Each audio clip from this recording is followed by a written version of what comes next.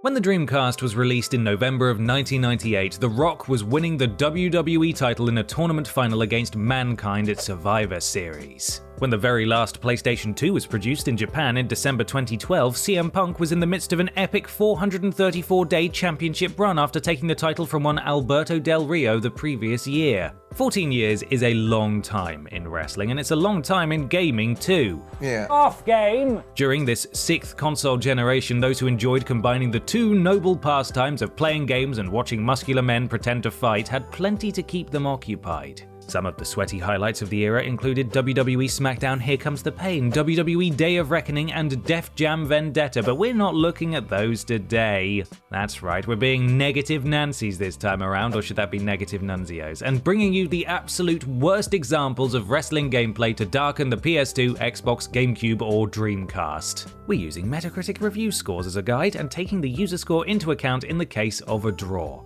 Got all that? Great, then let's ring the bell and get this thing started. I'm Ben from TripleJump, and here are the 10 worst reviewed wrestling games for the PS2, Xbox, Dreamcast, and GameCube. Number 10. WWE WrestleMania X8, GameCube, 64%. WWE WrestleMania X8 was released exclusively for the GameCube in 2002. As the first Yuke's-developed wrestling game to appear on a Nintendo platform, you'd expect it to have performed a little better in the review stakes, considering Yuke's would go on to release the highly acclaimed WWE SmackDown Shut Your Mouth on the PS2 in the same year. Alas, Nintendo fans weren't so lucky, and WWE WrestleMania X8 proved to be a decidedly average affair. The game came with everything you'd expect, including passable grappling gameplay and various modes where players could challenge for a number of titles. However, nothing about it especially stood out. Reviewers labelled it as rushed and dated, and it failed to fill the great Khali-sized boots of blocky but beloved N64 predecessor, WWF No Mercy. Still, WWE WrestleMania X8 for the GameCube does have one interesting thing about it. In between its development and release, WWE lost a ladder match with some pandas and had to relinquish the F from WWF to the World Wildlife Fund. Cover art for the later editions of WWE WrestleMania X8 were rebranded to reflect this change, but the old WWF logo can still be seen throughout the game. Wish I could have seen that ladder match though. Number 9. Galactic Wrestling featuring Ultimate Muscle, PS2, 61%. Truly the black sheep of this list on account of the fact that it isn't based on real-life wrestling. Galactic Wrestling featuring Ultimate Muscle for the PS2 is an adaptation of Japanese manga and anime series Kinnikuman.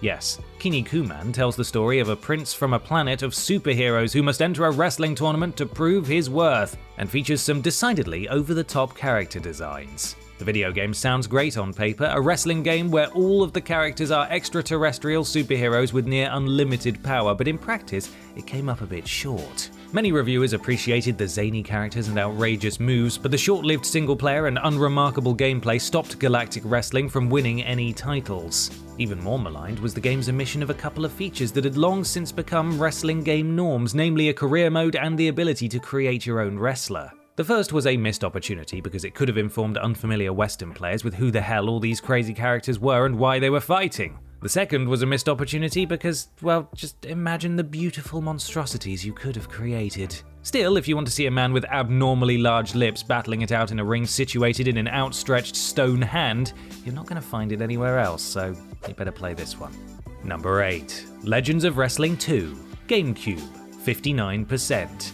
Legends of Wrestling 2 was released in 2002 and expanded on the first game in the series by adding a further 25 grapplers for players to get to grips with. These additions include stick-wielding American hero Hacksaw Jim Duggan and Sid Vicious, whose live promo skills are thankfully not put to the test. One roster member from the original game, Rob Van Dam, did disappear though, likely because he'd recently re-signed to the WWE. Still, even with the 5-star Frog Splash, Legends of Wrestling 2 probably wouldn't have made much of an impression with reviewers. Improvements to graphics and animation were all well and good, but if your basic gameplay is still lacking, you're just not going to win over any new fans. Unfortunately, Legend of Wrestling 2's gameplay was the equivalent of a 20-minute headlock, sweaty, painful, and will eventually send you to sleep.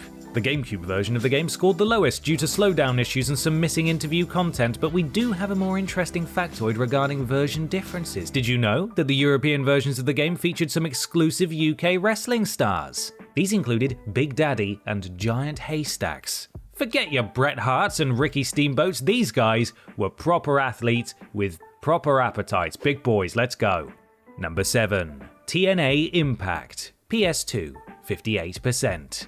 Welcome to the Impact Zone! Impact Wrestling, or TNA, or Global Force, or whatever it's called nowadays, it's had its ups and downs, but there was a time when it was pretty popular and featured the likes of Kurt Angle, AJ Styles, and Samoa Joe doing great work at the top of the card. All three were present in TNA Impact, a star-studded wrestling game released for the PS2 in 2008. Alas, such a stellar lineup of grapplers couldn't save this one from mediocrity. TNA Impact gave players the opportunity to duke it out in TNA's infamous six-sided ring and featured their unique Ultimate X match type in which competitors had to grab a belt suspended on crossed cables above the ring. Despite all this excitement though, the game failed to win over reviewers, with limited movesets and dodgy AI working against the decent visuals and animations. The game was also released on the PS3 and 360 with added online play, which was a bit of a rake to the face of PS2 owning TNA fans. At least they didn't have to put up with a Wii port though, which was almost identical to the PS2 version but was crippled by poorly implemented motion controls. That sort of stuff will definitely have a negative impact, right? Yep. Number 6. WWE WrestleMania 21, Xbox, 56%. Back with the WWE now, and the Xbox exclusive WWE WrestleMania 21 released in 2005. While PS2 owners were having a lovely time with the aforementioned SmackDown titles, Xbox owners were yet to be graced with a grappling simulation to really get excited about. Unfortunately, as you've no doubt guessed, WWE WrestleMania 21 was not the answer. The last game to ever be made by Studio Gigante, a Chicago-based developer formed by many individuals who had previously worked on the Mortal Kombat series, WWE WrestleMania 21 was unable to capture that franchise's flowing, impactful combat. Instead, adopters were treated to impressive graphics that unfortunately could not make up for extremely glitchy and limited gameplay and unresponsive, sluggish AI. While Xbox-owning fans were hoping for something to make up for the mediocrity of predecessors WWF Raw and WWE Raw 2, this next bite of the WWE cherry woefully underperformed. Still, Xbox users eventually got a good wrestling game, right?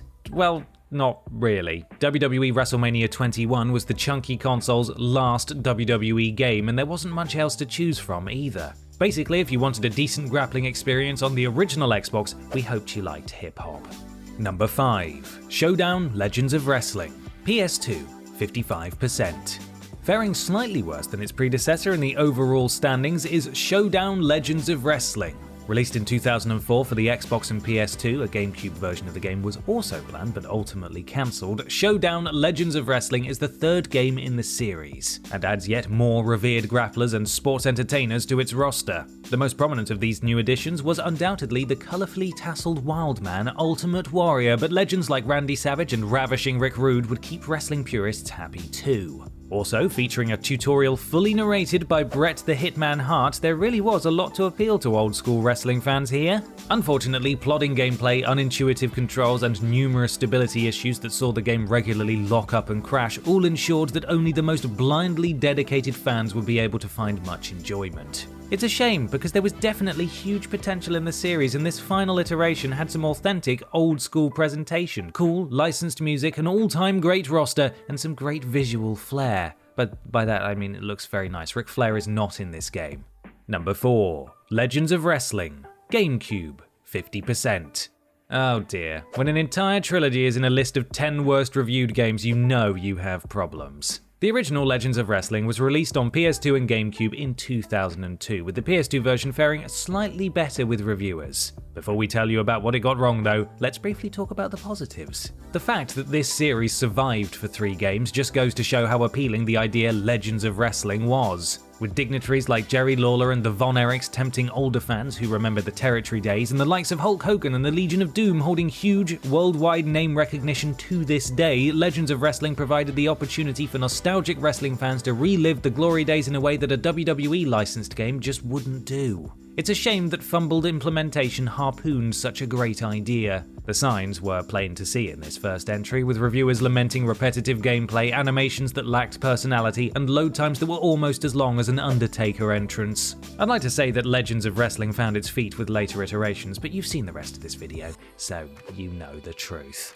Number 3. Backyard Wrestling, Don't Try This at Home, Xbox, 50%. We're leaving the ring for this next entry and going out into the back garden. No sunbathing or trimming of hedges here though, instead you can expect to see lots of horrible injuries and people jumping off things onto other things because it's time for some backyard wrestling. The very sensibly subtitled Backyard Wrestling Don't Try This at Home was released in 2003 for PS2 and Xbox, and while it shares Legends of Wrestling's 50% critic score, it fared far worse with users. This is likely because it doesn't even have nostalgia on its side, because like it or not, people aren't as nostalgic for Shaggy 2 Dope of the Insane Clown Posse as they are for Rowdy Roddy Piper, for example.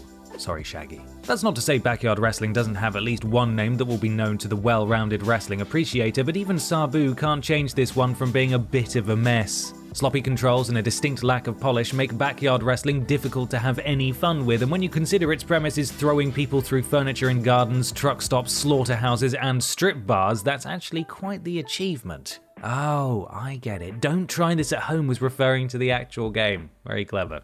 Number 2. Backyard Wrestling 2. There Goes the Neighborhood. Xbox, 43%. Continuing the grand tradition of lowbrow, garden-based violence, Backyard Wrestling 2 There Goes the Neighborhood once again brings shame to the dignified sport of professional wrestling. While the game advertised itself as being greatly improved over its predecessor, the reality would suggest otherwise, with many reviewers pointing out that the horrid execution actively denies players any irreverent laughs or dumb fun that the premise might have otherwise allowed. They did get a few more big names involved this time around. New Jack and Sandman are both monikers that will be familiar to ECW fans, and the likes of Tara Patrick and Sunrise Adams might be known to fans of other forms of entertainment. Let's face it though, getting ECW alumni and adult film actresses involved was never going to be enough to save the day, and Backyard Wrestling 2 was held back by its poor controls, limited moves, and buggy gameplay. If you did end up buying this game, you might have found yourself questioning your life choices, but don't worry, Backyard Wrestling 2 had you covered, as the game included numerous videos of people actually doing this sort of thing in real life. I feel much better about myself now, thank you game. Number 1. ECW Anarchy Rules. Dreamcast, 38%. None of the few wrestling titles released on the Dreamcast made much of an impact. WWF Royal Rumble, for example, sits on a wholly humdrum 66% Metacritic average. 2000's ECW Anarchy Rules stood out at least, but unfortunately it was for all the wrong reasons, as it takes the dubious and unwanted honour of being the worst reviewed wrestling game of the 6th console generation. Also released on PS1, ECW Anarchy Rules was based on the once popular hardcore anti-WWE promotion Extreme Championship Wrestling, and was an opportunity for an intensely violent alternative wrestling game filled with trademark ECW attitude. Unfortunately, it didn't quite work out that way. While the game offered players a huge variety of match types, modes, arenas, and options, the gameplay was so rotten that only the most die-hard ECW maniac would ever want to explore them. Clunky controls, dull presentation, and some strange sound design make this one feel less like enjoying some extreme wrestling and more like taking multiple chair shots to the head. Basically, if ECW Anarchy Rules were a pay-per-view, it would be December to Dismember, which some of you will understand. Still, don't feel too bad, ECW Anarchy Rules. If being the worst reviewed wrestling game on the PS2, Xbox, Dreamcast, and GameCube got you a title belt, it would still be more auspicious than the 24/7 championship. Got 'em. Take that.